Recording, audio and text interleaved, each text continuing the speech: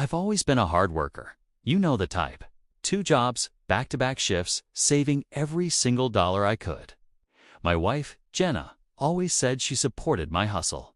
She'd say things like, "We're building our future, honey." But lately, things had felt off.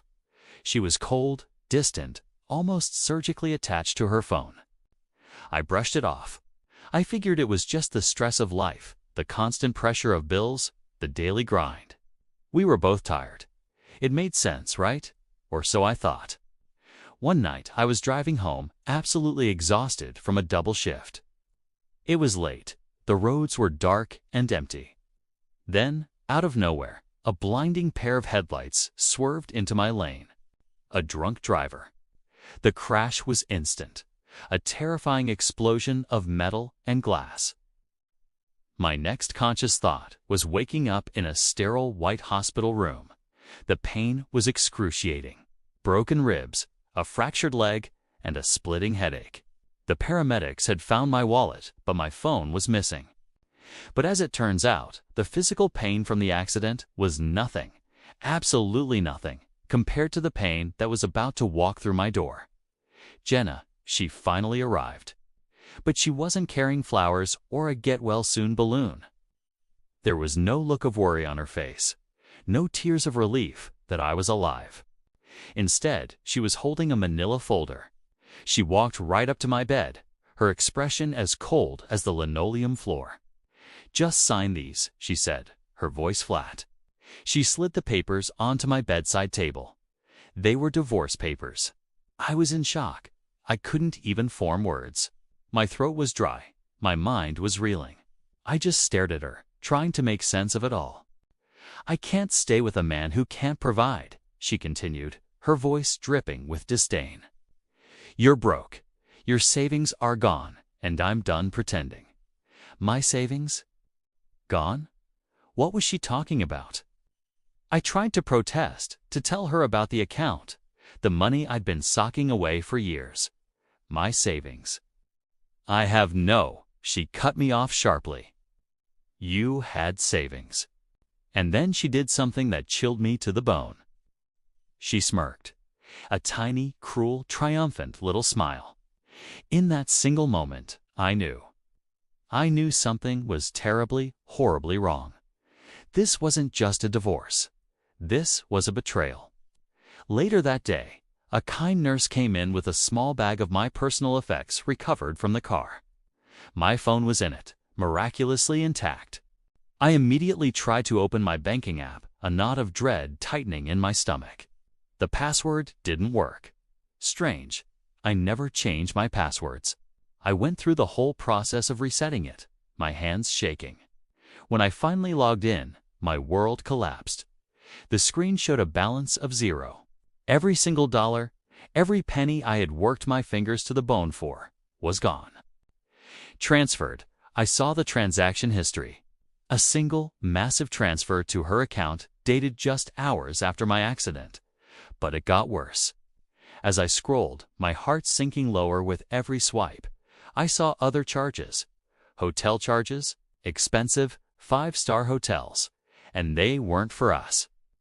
They were for dates I wasn't on. I felt sick. The cold, distant behavior. The constant texting. It all clicked into place. The puzzle pieces formed a picture of deceit that was more painful than any broken bone. When she came back the next day, I didn't waste any time. I held up my phone, my voice raspy but firm. "Who is he?" I asked, looking her dead in the eye. She didn't even have the decency to look ashamed. Her face was a mask of indifference. "You can't give me the life I deserve," she said, as if that justified everything. "He can." And with that, she turned and walked out of my hospital room, leaving me shattered. She left me physically broken, financially ruined, and emotionally destroyed in that sterile, lonely bed. But what Jenna didn't know, what she couldn't possibly have known in her rush to cash in and run, was that she had made a colossal mistake. She thought she had taken everything. She thought she had won. But she was wrong. Because the money she stole, that wasn't my real savings. That was just my decoy account. My real nest egg, the one I'd been secretly building for our future, was safe, untouched. And she had just shown me exactly what kind of person she was. The game wasn't over. It was just beginning. I was about to play to win. A week later, my company's attorney came to see me. He walked in, his face serious, and dropped a thick envelope right on the table in front of me. "This," he said, "is your compensation package. For your loyalty." I just stared at him, confused. He continued, "Your promotion was supposed to be announced this month." I slowly opened the envelope, and my jaw just about hit the floor. Inside, there was a six-figure signing bonus, a major salary jump, company stock options, full medical coverage for the entire accident, no questions asked. And on top of all that, a full relocation package. My mind was reeling. You see, my wife Jenna thought I was broke. She thought we were barely scraping by. Why? Because I never bragged. I'm not that kind of guy. I saved quietly. I worked hard, quietly. I lived simply. I didn't need fancy cars or expensive watches to feel good about myself. She saw my old savings account, the one I used for daily expenses, and thought that was everything. She stole it all, thinking she'd clean me out. But she had absolutely no idea what was really coming next. The day I finally got discharged from the hospital, I didn't go to my brother's place. I went straight home. I wasn't there to yell or fight or cause a scene. I was just there to pack my things and leave that chapter of my life behind. But I wasn't alone. As I pulled up, two police officers pulled in right behind me. I walked inside, and there she was, Jenna, sitting on our couch, looking perfectly comfortable with her new man. This guy looked like he spent every waking hour at the gym and not much time anywhere else. He had that overconfident, smug look on his face. Jenna crossed her arms, a smirk playing on her lips. "I thought you were staying at your brother's," she said, her voice dripping with condescension. I didn't even bother to answer her. I just looked past her, toward the door. At that moment, the two police officers stepped in.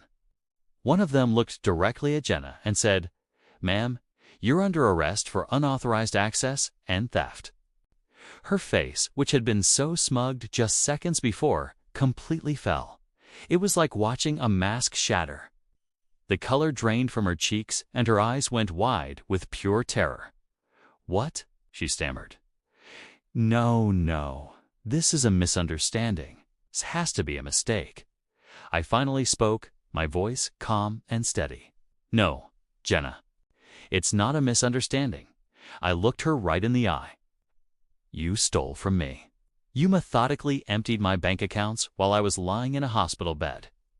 And the cameras at every single bank, at every single ATM. They caught everything." As the reality of the situation sunk in, her so-called new man started slowly backing away from her, his hands up like he was surrendering. He looked at her as if she was radioactive, like he couldn't get away from her fast enough. The smug look was gone, replaced by pure panic. He wanted nothing to do with this mess. And in that moment, watching her world crumble, I felt nothing. Just a quiet sense of closure. About a month later, we were in court. The whole scene was almost surreal. Jenna, trying to play the victim, put on the performance of a lifetime. She argued that we were practically separated, as if that gave her the right to commit grand larceny. She had the nerve to claim she deserved the money, that it was her due. Then she tried to flip the script on me, telling the judge that I had lied about our financial situation, that I had been hiding money from her. But the judge, a sharp, no-nonsense woman, wasn't buying a single word of it. She saw right through the act. The evidence was overwhelming, and Jenna's story was full of holes. When the verdict came down, it was swift and decisive. First, the judge ruled for no alimony, not a single penny. Then she declared that Jenna had no claim to any of my new assets from the promotion. All that money, the stock, the bonus, it was all mine, protected.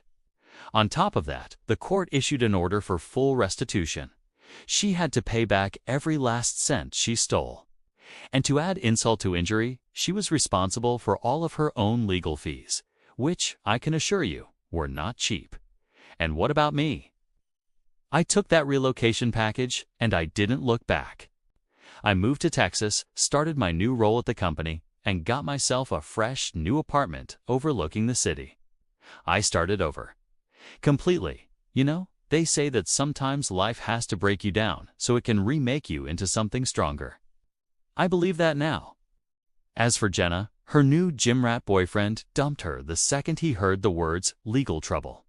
Her so-called friends, the ones who were so supportive of her new life, suddenly stopped answering her calls. She was completely alone, left with nothing but the consequences of her own greed. She tried calling me once, a few months later. I saw her name pop up on my screen. I didn't even hesitate. I just let it ring. Her betrayal put me in the darkest place I have ever been in my life. It almost broke me, but in the end, it also became my escape. It forced me to build a new life, a better life, and for that, I can almost be grateful. Thanks for sticking with me through this wild story. If you have a story about a fresh start, I'd love to hear it in the comments. Don't forget to like and subscribe for more content. See you next time.